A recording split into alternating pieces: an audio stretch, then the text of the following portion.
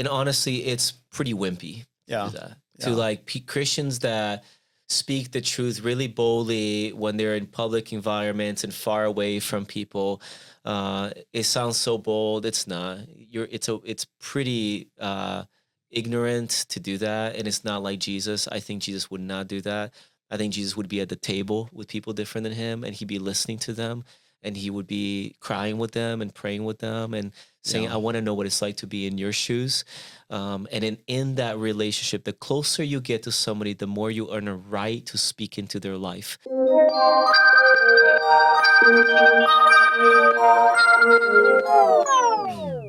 Hey, welcome to the Table Talks podcast. My name is Tim. I'm here with Pastor Filipe. Hey. And together we've been going through this journey over 5 weeks together through a series called Wonderfully Made, where we've been talking about subjects of the body, gender, sexuality, desire, longing, and a whole lot more.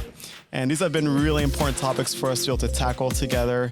We've been meticulously going through our messages week after week to really trying to uncover God's truth and how we, with today's topic, balance them with grace and wrestle through these in a godly manner, in a way that's healthy for our church, for our community, and we're doing this with several other churches together. Mm-hmm. So today, the subject was about how do we balance those tensions of grace and truth around these subjects specifically. So I wanted to kind of start off with just generally, and you kind of addressed this in the beginning of your talk, on how churches have not done a great job historically in managing that tension of grace and truth. And usually it's one or the other, right? There are some churches that are all the way towards truth, and we see those on the news a lot. And then there's churches that are all the way towards grace. I'd love to hear from you. What do you think are some of the unintended consequences of those things when you lean one way or the other? Yeah. I mean, I think it pushes people away. That's the biggest one. So the message that we have that can transform a life is not accessible to a life because the way that we try to communicate it is not effective or loving, or we stopped communicating the full truth of it in order to be loving and accepting. And either one of those extremes loses its power. Yeah. So it does not allow for the transformation of lives. So one side makes you a legalist, and one side makes you basically change every definition of everything every time something new happens. Yeah, there's a third option that I thought you didn't talk about today, which is what I think also a lot of churches are guilty of doing, which is ignoring the subject altogether. Yeah. Yeah, we've talked, Phil Eubank from Menlo and Jay and I, we talked a lot about that. It is so much easier to just not talk about it, to just ignore it. But ignoring is not kind when it's a conversation that is actually really been important in society. And there are people trying to figure out what does it mean to be clear and to be compassionate. And even the church itself, how many people, including myself, I'm I don't know how to navigate these big questions. So ignoring is not an option anymore because the world's not ignoring it. This conversation's everywhere. So not an option to ignore anymore. I hope that people really take advantage of these resources, get better. I said this in the beginning of the series. Christians, in my opinion, especially here in the Bay Area, need to be experts on this area. We need to lead the way in conversations of gender, sexuality, because our God created all of that. Yeah. So right now we're all behind, the world's leading that conversation, the world meaning people that are not of faith. But I think Christians should be on the forefront because we can hold grace and truth together. Yeah, that's good. Because if we don't engage in the conversation, then the culture is going to determine where the conversation is going. Yeah, which is what's been happening. Even for our church, right? Even for the people within our church. If we're not addressing it, people are learning it from somewhere. It's not neutral, not doing anything. Yeah. We always say, spiritual formation is not just a church thing. Everybody is constantly being formed spiritually. Yeah. And you maybe not in a church environment, but by your school, your workplace, we're all continually being formed. So you might not think you're being formed by this, but you are. So you might as well get intentional with the formation so it's from the right sources. Yeah, it's good. One of your main points in your messages, you talked about how the way of Jesus is narrow, but the invitation is really wide. Yeah. And so obviously there's boundaries around the way of following Jesus, but that way is available to everyone. Mm-hmm. one question I think could come up, or maybe some people might have, is why isn't the way of Jesus wider?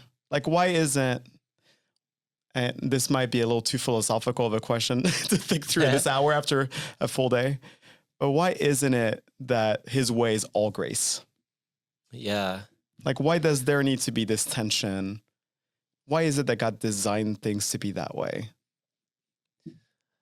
Yeah, man, that's a great question, Tim. I don't know if I have a great answer for that. I see God revealing himself as grace and truth, in the way that he did to Moses. We talked about, like, here's who I am. I'm filled with both of these things. I see Jesus model it for us. I see that it leads to transformation. I see the fruit of this. I don't know the why. I'm not God. It's hard to understand, but I don't think it's just spiritual. I think it's logical. Like, truth in every sense is always narrow. I talked about it in the service, but you can't, like, this is a table. Like, it's like we're breathing air. This is flesh. Like, I'm Felipe, you're Tim. You're not Felipe, and I'm not Tim. Like, truth is always narrow, but I don't know why in the areas of spirituality, we just don't apply the rules of life, of science, of math to that reality. Like, truth is narrow. What we often do is we flip it. We make truth wide and grace narrow. Yeah. And it's like, God is only for those people, but there's truth for, it's like really strange how we do it. I think when you really understand the principle of the world, even like it's in the world, that truth is narrow and grace is wide, it leads to a lot of transformation, because then God receives me as I am, no matter what I've done. I can't make enough mistakes that will separate me from the love of God. But once you come to him, he makes you address who you really are, which is we are sinful beings that need his forgiveness and grace. So the truth and grace colliding, there's a psalm that says, in him, truth and grace have kissed. Yeah. Like, I always think of Jesus as like, that's like the perfect example of like love and truth coming together in a person. So I don't know the right answer, but I've seen the fruit of it. I think as you're talking, the thing to me that was highlighted is actually, I don't think grace is grace without truth. Like, if you don't have anything you put it up against, if truth is relative and everything is forgiven, then grace is irrelevant. Yeah, you're right. It has no meaning. Yeah. Yeah, you're very right. And then truth without grace is not heard either. Yeah. So, Paul said, speak the truth in love, not because it is, he said it because it is the only way truth is really received. Yeah. You know what I mean? Like, it has to be communicated that way. That's a great point. Yeah, grace without truth is not relevant. And anyone make their own truth in that case. Yeah. Doesn't matter. Yeah. Yeah, that's good. So one of the questions I know that in the Christian circles comes up a lot when we're talking about these topics of sexuality, gender, and all these things is around the grace and truth and that balance of things, that it feels like showing grace is actually condoning or endorsing the sinful behavior. Yeah. And we've had these conversations. You were telling me you've had these conversations today. Yeah. Like, should I go to my friend's gay wedding, or is that an endorsement, me going? Yeah. Or somebody who either is struggling with gender dysphoria or who fully identifies as a different gender than what they were born with, request for us to call them a certain way or use certain pronouns. Should we participate in that? When does showing grace and love go too far? Yeah. Yeah. This is really complex. And I told you, I got that question more than any other question this series. Yeah. I think every week someone asks me, should I go to my gay friend's wedding, for example? I don't know the answer for everybody, but I think the way you discern it is with this in mind. Yeah. So you understand, okay, there is a way to hold the tension. And just because I show love, it doesn't mean I don't have truth. Yeah. And just because I have truth doesn't mean I shouldn't communicate it in love. And so a lot of Christians are super scared to come across as not believing in truth by loving. And I'm like, man, Jesus never cared about people's opinions of him. He knew what he believed. So he did a lot of stuff that made people call him names. Like, you're a glutton, you're a friend of notorious sinners, you're a drunkard. So he's hanging out with people drinking and doing all kinds of immorality. And he didn't seem to care about being guilty by association. And he never compromised his belief. So one thing I do know is often we're too scared of that in the first place. There's a lot of stretching that you can do with grace and truth without compromising either one. Yeah. Personally, like if someone like pins me against the wall, says like, should I go? I think based on what I know about most Christians in America, in where we live here, maybe in the Bay Area, I would say, yeah, you should. Like, I know this is not like typical for me to give a clear answer, but on this subject, but I think that we've done so much harm to the LGBTQ plus community in trying to like hold on to our truth, that it's really good to show love to those that are our friends in that community. And we don't have to agree to celebrate the person. It doesn't mean you're celebrating necessarily even what they're doing. But it's not our choice to control them. They don't follow Jesus, let's say, or they don't believe what we believe. So can we only celebrate a human when they agree with us? I don't think so. I think you can do a lot in valuing a human that does not communicate you value all of their decisions by that act. Yeah. So if you're kind of in between, discern with grace and truth, most of the time I say go love on them. Yeah. One other thing related to that you said in your message that I thought was really practical and really profound was about the way you engage in grace and truth is through proximity. Yeah. And I think that is one of the problems in our context. People have kind of lost that. Like, it's become harder and harder to feel close. Especially post-COVID, Yeah. Like, we already suck at, being social. Yeah. But even, especially with things that are tough, you just like, how... Like, I would be from a distance. Yeah. And I think even in our like culture of social media, it's really easy to post things about or for people that are far from us that we have no relationship to. And so we make these declarations because there's a sense of anonymity behind it. And we make these statements, and that's what you see on the news. That's what you see, what churches are being known for. Yeah. And honestly, it's pretty wimpy. To like Christians that speak the truth really boldly when they're in public environments and far away from people. It sounds so bold. It's not. It's pretty ignorant to do that, and it's not like Jesus. I think Jesus would not do that. I think Jesus would be at the table with people different than him, and he'd be listening to them, and he would be crying with them and praying with them and saying, I want to know what it's like to be in your shoes. And in that relationship, the closer you get to somebody, the more you earn a right to speak into their life.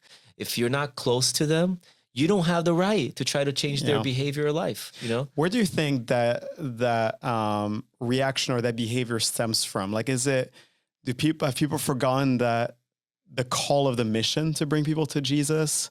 Is it that they're being protective of, like, I want to make sure our faith is protected? Is like, where does that stem? Is it fear? I just think it's easier. Like, holding the tension of grace and truth is really hard. Yeah. So a lot of people just choose to let go.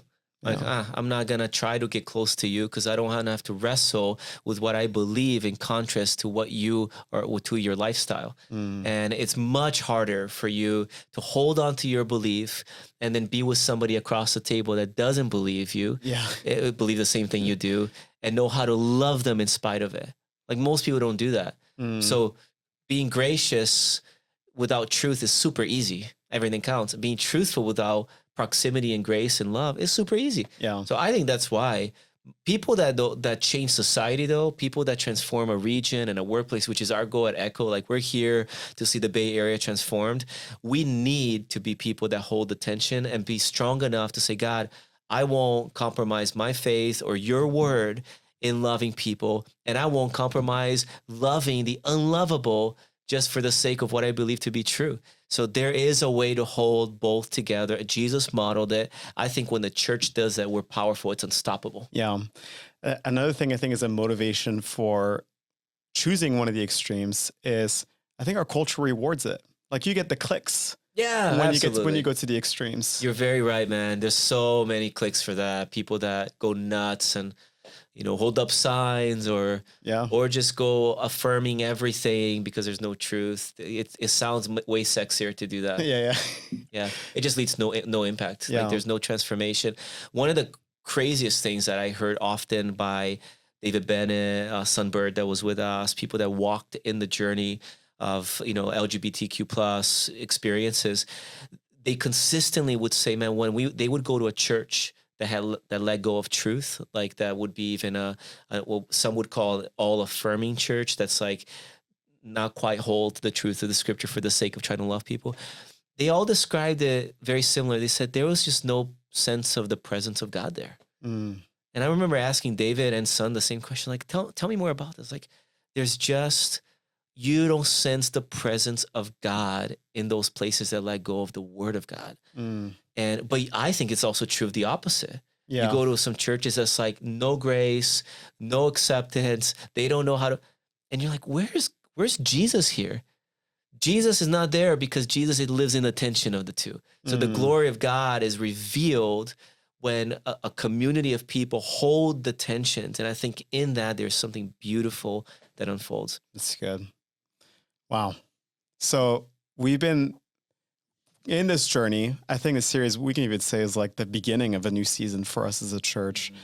Over these 5 weeks and then months of preparing for the series for you and Mandy, what have been some of like the big lessons or takeaway or things that have come out that like really have been highlighted to you that you'd want to impart?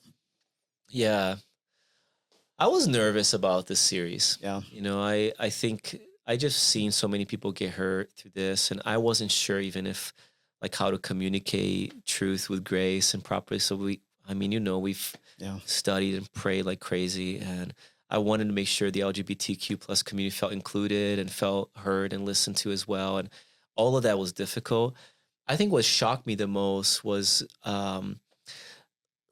there's been just so much of God's goodness in this journey. I know that's weird to say, but like today we sang the song at the end, God, you've been so good to us. And we saw like dozens of people get baptized. Yeah.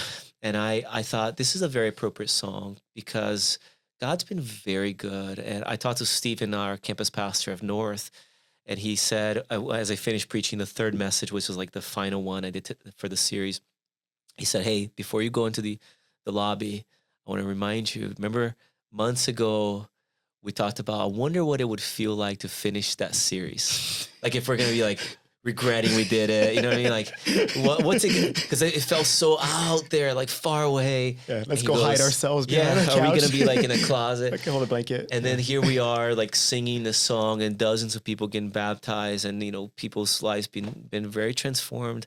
I've been just surprised by God's grace and goodness and the receptivity of our church and the amount of people that, today in the lobby, a guy came up to me and said, I thought this series had nothing to do with me. I don't struggle with any of this. But then he said to me, this was probably the most transformative series I've been a part of because it revealed to me all these tensions that I was unwilling to hold on to. And I feel like now I can know, I have more clarity with my words, but I know how to embrace a world that's different than me with love.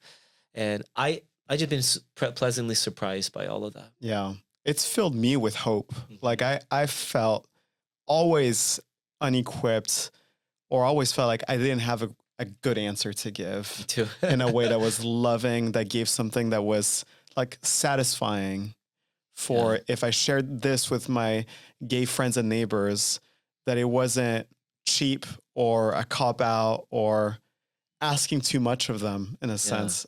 And hearing the stories of Son, of David Bennett, of Susan, it really brought a deep sense of hope for that community, for our church to be able to love the LGBTQ plus community well, for it to be a safe space that we can create for everybody to journey together. Yeah, that's... I'll say this too. You reminded me of this. I think one of the most beautiful things that it gave people vision. Yeah, like vision of what kind of community we can be.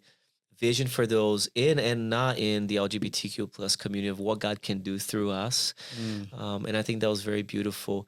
One of the quotes I read today of like what one of some of the things that the LGBTQ plus community told me to say to the church was really powerful. That it said, make sure that people.